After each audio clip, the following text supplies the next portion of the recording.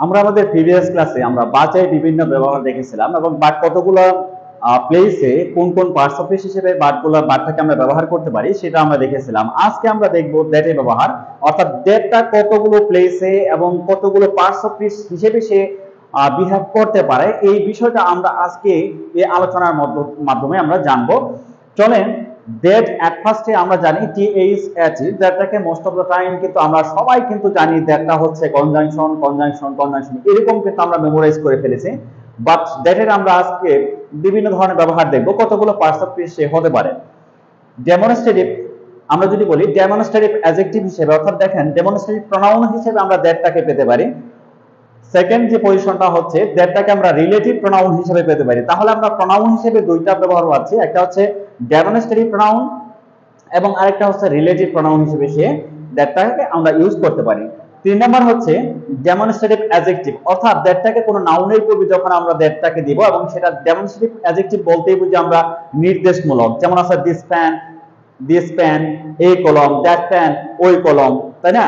This pan এই কলম, that pan ওই কলম, এরকম ধরনের কিন্তু আমরা দ্যাটটাকে আমরা ডেমনস্ট্রেটিভ নাউনের পূর্বে যখন আমরা এই দ্যাটটাকে ইউজ করব, that will be the demonstrative adjective.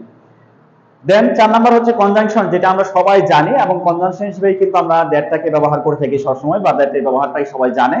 Last হচ্ছে 5 নাম্বার, সেটা হচ্ছে অ্যাডভার্ব। অ্যাডভার্ব হিসেবে কিন্তু আমরা দ্যাটটাকে ইউজ করতে পারি। এখন চলেন এক্সাম্পলের মাধ্যমে আমরা বিষয়টা ক্লিয়ার করব এবং কিভাবে আমরা সেন্টেন্সে এই দ্যাটটাকে আমরা ফাইন্ড আউট করব। Let's see, that is my book. এখন দেখেন দ্যাট ইজ মাই বুক বলতে আমরা এই দ্যাটটাকে ফার্স্টে যে দ্যাটটা, এক নম্বরে যে আমাদের এক্সাম্পলে যে দ্যাটটা আছে, দ্যাটটা হচ্ছে দেখেন আমরা জানি একটা প্যাটার্ন হচ্ছে সাবজেক্ট ভার্ব আমাদের অবজেক্ট, এই প্যাটার্নটা কিন্তু আমরা ইংলিশে আমরা পেয়ে থাকি। তাহলে সাবজেক্ট পজিশনে কি কি হতে পারে? সাবজেক্ট পজিশনে এনপি অর্থাৎ নাউন অথবা কি প্রনাউন হতে পারে। দ্যাটটাকে কিন্তু কোনোভাবে আমরা নাউন হিসেবে আমরা পাই না, দ্যাটটাকে ডেফিনেটলি আমার বলতে হবে এখানে, যেহেতু সাবজেক্ট পজিশনে এই দুইটা পার্টস অফ স্পিচ হয়, আমরা জানি দুইটা পার্টস অফ স্পিচ হয়, তার মানে দেখেন নাউন হবে না হলে প্রনাউন হবে, তাহলে ডেফিনেটলি আমাদেরকে এখন এই জায়গাটাতে বলতে হবে আমাদের ডেমনস্ট্রেটিভ প্রনাউন। কারণ দেখেন যে সাবজেক্টের প্লেসে আছে দ্যাটটাকে আমরা বলবো এই সেন্টেন্সে আমরা ডেমনস্ট্রেটিভ প্রনাউন, অর্থাৎ আমরা ডেমনস্ট্রেটিভ কি বলবো আমরা? হ্যাঁ, ডিপি অর্থাৎ ডেমনস্ট্রেটিভ প্রনাউন বলবো। দেন দেখেন সেকেন্ড এক্সাম্পল আছে, আমরা সেকেন্ড প্রনাউন ব্যবহারটা হচ্ছে রিলেটিভ প্রনাউন। এখন রিলেটিভ প্রনাউন হচ্ছে কি? রিলেটিভ প্রনাউন হচ্ছে সেই প্রনাউন যেটা রিলেশনশিপ তৈরি করে দুইটা সেন্টেন্সের ভিতরে। আমরা জানি কমপ্লেক্স সেন্টেন্সে আমরা রিলেটিভ প্রনাউনটাকে ইউজ করে থাকি। ব্যক্তির ক্ষেত্রে আমরা রিলেটিভ প্রনাউনগুলো ইউজ করি দ্যাট, হুইচ এবং হোয়াট, এবং ব্যক্তির ক্ষেত্রে আমরা ইউজ করি হোপ। তাহলে আমরা একটা ডিফারেন্ট টাইপের একটা ব্যবহার আমরা এই সেন্টেন্সে আমরা দ্যাটের ব্যবহার দেখব। দেখেন আমরা জানি যে যদি আমাদের অ্যান্টিসিডেন্ট, অর্থাৎ দেখেন অ্যান্টিসিডেন্ট মানে হচ্ছে পূর্বপদ, এটা যদি আমাদের আমরা এইখানে দ্যাট ইউজ করি এবং দেখেন যে অ্যান্টিসিডেন্ট যদি ব্যক্তিবাচক হয়, হ্যাঁ ব্যক্তি হয়, তাহলে সেক্ষেত্রে আমরা কি ইউজ করি? হোপ। এবং যদি বস্তুবাচক হয়, তাহলে যদি বস্তুবাচক হয় বা প্রাণী হয়, তাহলে সেক্ষেত্রে আমরা ইউজ করি দ্যাট। ব্যক্তির ক্ষেত্রে হো, এবং দেখেন এখানে কি ডেফিনেটলি একদিকে একটা কি থাকবে? ভার্ব থাকবে, এবং এদিকে কি থাকবে? একটা ভার্ব থাকবে যদি সে সাবজেক্ট হিসেবে সে সেন্টেন্সে আসে। অর্থাৎ দেখেন সাবজেক্ট হিসেবে দ্যাটটাকে আমরা যখন সাবজেক্ট হিসেবে নিয়ে আসবো, তখন দ্যাটের পরে অবশ্যই কি থাকবে? একটা ভার্ব থাকবে, এবং হোয়ের পরে কি থাকবে? ভার্ব হবে। আমরা জানি যে হো হচ্ছে সাবজেক্টিভ ফর্ম, হোম হচ্ছে অবজেক্টিভ ফর্ম, এবং হোস হচ্ছে এটা পজিটিভ ফর্ম। তাহলে এই সেন্টেন্সে দেখেন আই বট এ বুক, আমি একটি বই কিনেছিলাম, দ্যাট ওয়াজ এক্সপেন্সিভ, যেটা ছিল ব্যয়বহুল। তাহলে এই দ্যাটটাকে দেখেন আমরা ভার্বের পূর্বে পাচ্ছি, দেখুন দেখেন ভার্বের পূর্বে আমরা দ্যাটটাকে পাচ্ছি, এবং এইদিকে দেখেন কি আছে? অ্যান্টিসিডেন্ট। অ্যান্টিসিডেন্ট কি আছে? আমাদের বুক। তাহলে ডেফিনেটলি এই বুকটাকে আমরা কি বলবো? বস্তু। তার মানে দেখেন বস্তুর জন্য আমরা কি ইউজ করে ফেলছি এখানে? দ্যাট। তাহলে দ্যাট এই সেন্টেন্সে আমরা বলবো অবশ্যই আমাদের রিলেটিভ প্রনাউন, এটা হবে আমাদের রিলেটিভ প্রনাউন। এখন দেখেন আরেকটা एग्जांपल আমি এখানে ডিফারেন্ট টাইপের দিয়েছি। Rana is the best student that comes on time.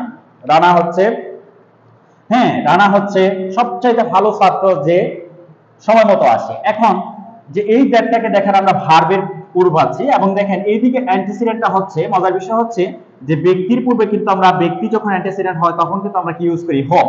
কিন্তু এখানে তো আমাদের ব্যক্তি, কিন্তু আমরা তারপরেও আমরা দ্যাট ইউজ করছি। এখন এটা হচ্ছে ডিফারেন্ট টাইপের একটা ব্যাপার, সেটা হচ্ছে এই সেন্টেন্সটা যদি কমপ্লেক্স সেন্টেন্স হয়, মনে রাখতে হবে এই সেন্টেন্সটা যদি কমপ্লেক্স সেন্টেন্স হয়, দেন আমরা কমপ্লেক্স সেন্টেন্স হয় এবং প্লাস সুপারলেটিভ ডিগ্রি হয়। ডিগ্রিটা কি হবে? সুপারলেটিভ হবে। যদি সুপারলেটিভ ডিগ্রি হয় এবং সেই সেন্টেন্সটাতে আমরা অবশ্যই যদি আমাদের ব্যক্তিবাচক থাকে, অ্যান্টিসিডেন্ট ব্যক্তিবাচক থাকার পরেও কিন্তু আমরা দ্যাটটাকে ইউজ করতে পারবো, কারণ দ্যাটটা কিন্তু সবাই জানে এটা আমাদের ব্যক্তি বস্তুবাচক অথবা প্রাণীবাচকের ক্ষেত্রে আমরা ইউজ করি, যে সেন্টেন্স আমরা এইখানে যে ভাবে আমরা ইউজ করেছিলাম।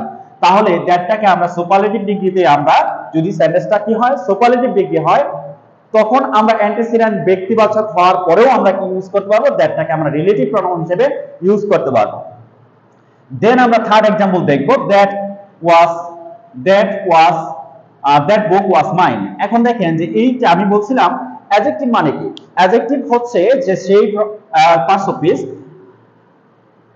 that gives some extra information about noun or pronoun, that modifies a noun or pronoun। তার মানে দেখেন নাউন অথবা প্রোনাউনকে মডিফাই করে অথবা নাউন অথবা প্রোনাউনকে সম্পর্কে কি দেয়, এক্সট্রা ইনফরমেশন প্রোভাইড করে বা বাড়তি কোনো তথ্য দিবে, সেটাই হচ্ছে আমাদের অ্যাডজেক্টিভ। তাহলে যখন দেখেন যে এই দ্যাটটাকে আমরা কোথায় পাচ্ছি? নাউনের পূর্বে। তাহলে মানে দেখেন এখানে প্রি মডিফায়ার হিসেবে সে কাজ করতেছে। এবং দেখেন এইখানে কিন্তু আমরা নাউন প্লাস নাউনের পূর্বে যদি আমরা কোনো ওয়ার্ড, হ্যাঁ এনি ওয়ার্ড যদি আমরা পাই এবং সেই নাউন সম্পর্কে যদি কোনো এক্সট্রা ইনফরমেশন প্রোভাইড করে সে, দ্যাট উইল বি অ্যাডজেক্টিভ। তাহলে সেটা কি হবে? অ্যাডজেক্টিভ হবে ডেফিনেটলি। তার মানে দেখেন এইখানে আমরা পাচ্ছিলাম যে সাবজেক্টের পূর্বে ভার্বের পূর্বে, তার মানে দেখেন লিখেছিল ডেমনস্ট্রেটিভ প্রোনাউন, কিন্তু এইখানে কিন্তু ভার্বের পূর্বে আমরা কি পাচ্ছি? একটা নাউন পাচ্ছি, দেন তার পূর্বে আমরা কি পাচ্ছি? দ্যাটটাকে পাচ্ছি। তাহলে ডেফিনেটলি আমাদের এই দ্যাটটা হচ্ছে এখানে নাউনকে মডিফাই করার কারণে এটা হয়ে যাচ্ছে আমাদের ডেমনস্ট্রেটিভ অ্যাডজেক্টিভ। দেন দেখেন 4 নাম্বার যে एग्जांपलটা আছে, রিনা told that she was busy। রিনা বলেছিল সে ব্যস্ত। এখন দেখেন এই দ্যাটটাকে আমরা অব্লিগেটরি দ্যাট অথবা আমরা কনজাংশন হিসেবে আমরা ইউজ করতে পারবো, বা কনজাংশন হিসেবে কিন্তু এই সেন্টেন্সে বসছে। কারণ দেখেন যে এইটা আমাদেরকে একটা ক্লোজ এবং দেখেন এই আর একটা ক্লোজ, দুইটা ক্লোজকে কানেক্ট করার কাজ হচ্ছে কনজাংশনের। কনজাংশনের। তার মানে দেখেন কনজাংশন কাজ করে কি, যে আমাদের দুইটা সেন্টেন্সের ভিতরে বা দুইটা ক্লোজের ভিতরে কি করে, সেই রিলেশনশিপ বিল্ড আপ করে। That's called conjunction. কনজাংশনের কাজটা হচ্ছে দুইটা সেন্টেন্সের ভিতরে অথবা কি শুরুতেও বসতে পারে, হ্যাঁ তখন মাঝখানে বসে যাবে কি আমাদের কমা। তাহলে এই সেন্টেন্সে এইখানে আমরা দ্যাটটাকে পাচ্ছি ডেফিনেটলি আমাদের কনজাংশন। লাস্ট ওয়ান দেখেন 5 নাম্বার एग्जांपल আছে, it is not that costly. এখন দেখেন যে দ্যাটটা বা অ্যাডভার্ব কাকে কাকে মডিফাই করে? অ্যাডভার্ব ইংলিশে দেখেন অ্যাডভার্ব একটা অ্যাডজেক্টিভকে মডিফাই করে, অ্যাডভার্ব একটা অ্যাডভার্বকে মডিফাই করতে পারে, অ্যাডভার্ব একটা ভার্বকে মডিফাই করতে পারে। যদি আমরা অ্যাডভার্ব আমাদের কনজাংশনকে প্রিপজিশনকে মডিফাই করে, কিন্তু এই সেন্টেন্সে দেখেন এই কস্টলিটা কিন্তু ডেফিনেটলি আমাদের অ্যাডভার্ব। তাহলে আমরা যদি বলি এখানে যে অ্যাডভার্ব প্লাস দেখেন, তাহলে কিন্তু আমাদের এটা অ্যাডভার্বের পূর্বে যদি আমরা এই দ্যাটটাকে দেখেন, এটা কনজাংশন বলা যাবে না, এটাকে অ্যাডজেক্টিভ বলা যাবে না, কারণ অ্যাডজেক্টিভ বলতে পারবো না, এটা নাউন না, এটা অ্যাডভার্ব। অ্যাডভার্বকে কখনো নাউন অ্যাডজেক্টিভ মডিফাই করে না, অ্যাডজেক্টিভ মডিফাই করে অলওয়েজ নাউনকে। তাহলে দেখেন ডেফিনেটলি আমাদের দেখেন এবং দেখেন it is not that costly, এটা ততটা কিনা, তার মানে দেখেন যে কস্টলি মানে কি ব্যয়বহুল না, তার মানে দেখেন যে মূল্যবান না। It is not that costly, এটা অতটা না। তার মানে দেখেন যে এই যে আমাদের ইন্টেন্সিফায়ার কাজটা হচ্ছে কি, ইন্টেন্সিফায়ার অ্যাডভার্বের আরেকটা নাম হচ্ছে আমাদের ইন্টেন্সিফায়ার বা ইন্টেন্সিফাই করা বা তীব্রতর করা। কোনো কিছু আমরা আপ টোনার অথবা ডাউন টোনার করার ক্ষেত্রে কিন্তু আমরা অ্যাডভার্ব ব্যবহার করে থাকি। অ্যাডভার্ব দিয়ে আমরা কিন্তু একটা অ্যাডজেক্টিভকে অথবা অ্যাডভার্বকে অথবা কোনো ভার্বকে আমরা কি করি, আমরা বৃদ্ধি করি অর্থাৎ ইনক্রিজ করি কোনো ক্ষেত্রে মডিফাই করার জন্য। উপরের দিকে আমরা আপ টোনারও করতে পারি এবং ডাউন টোনারও করতে পারি। তাহলে সেই কাজটা করে কি দ্যাট। তার মানে দেখেন এইটা কিন্তু আমাদের এই অ্যাডভার্বকে মডিফাই করার বলে, এটা হয়ে যাচ্ছে আমাদের অ্যানাদার অ্যাডভার্ব। তার মানে দেখেন আমরা দ্যাটটাকে অ্যাডভার্ব হিসেবে পাচ্ছি ইন দিস সেন্টেন্স। এই সেন্টেন্সে আমরা কি পাচ্ছি? দ্যাটটাকে অ্যাডভার্ব হিসেবে পাচ্ছি। তাহলে আমরা দ্যাটের demonstrative pronoun, relative pronoun, demonstrative adjective এবং কনজাংশন এবং অ্যাডভার্ব, এই 4-5টা ভাবে কিন্তু আমরা দ্যাটটাকে আমরা সেন্টেন্সে ব্যবহার করতে পারি। এবং আপনি যখন আইডেন্টিফাই করবেন কম্পিটিটিভ এক্সাম হোক বা যে কোনো জায়গাতে, যখন আপনি আইডেন্টিফাই করবেন তখন কিন্তু আপনাকে you must see the positions of that. অবশ্যই কি দেখতে হবে? দ্যাটের জায়গাটা দেখতে হবে, কোন জায়গায় সে বসছে এবং কি হিসেবে বসছে।